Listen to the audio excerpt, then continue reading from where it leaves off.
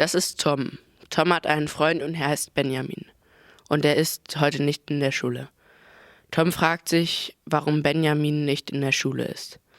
Nach der Schule ruft er Benjamin an und fragt, warum er nicht in der Schule war. Ich feiere Shavuot. Was ist das? Und hat das was mit Pfingsten zu tun? Tom, ich werde es dir erklären. Shavuot hat mit Pfingsten nichts zu tun, außer dass es fast an den gleichen Tagen ist. Wir feiern das Fest 7 Wochen nach Pessach.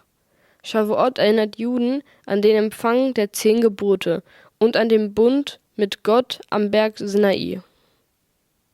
Kannst du mir kurz die Geschichte mit den 10 Geboten erzählen? Also, die 10 Gebote kommen direkt von Gott. Dafür hatten die Juden noch keine eigenen Gesetze. Sie waren gerade aus der Sklaverei in Ägypten befreit worden. Das feiern wir übrigens mit Pessach. Und zusammen mit Moses kamen sie auf dem Weg nach Israel am Berg Sinai an. Dort stieg Moses auf den Berg und erhielt 10 Gebote. Die beiden Steintafeln brachte er dann seinem Volk. Und genau das feiern wir an Shavuot. Was heißt Shavuot eigentlich übersetzt?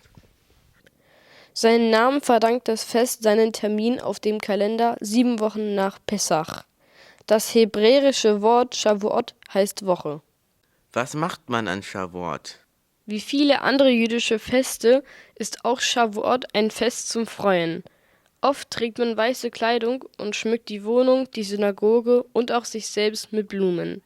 Das erinnert auch etwas an die Zeit, in der Shavuot ein Erntefest war. In Israel ist nämlich die erste Getreideernte zur Zeit des Shavuot. Isst man irgendwas Besonderes an Shavuot? Wir essen vor allem Milch- und Honigspeisen. In der Tora steht, dass Gott uns in ein Land führen wollte, wo Milch und Honig fließen. Außerdem hat die Milch direkt mit der Geschichte am Sinai zu tun. Moses musste 40 Tage am Berg warten, bis er die Gebote bekommen hat. Und wenn man das Wort für Milch, Chalaf, in eine Zahl übersetzt, ist es auch die 40. Was gibt es denn bei euch zu Hause zu essen? Wir essen oft Kuchen, aber auch Obst, Gemüse und manchmal essen wir sogar Pizza. Pizza Salami finde ich auch sehr lecker. Pizza Salami geht aber nicht, Warum denn nicht? weil man Fleisch nicht mit Milchprodukten mischen darf. Und da auf Pizza Käse ist, darf man das nicht zusammen mit Salami essen. Dürft ihr dann gar kein Fleisch essen? Doch klar, aber eben nicht mit Milchprodukten.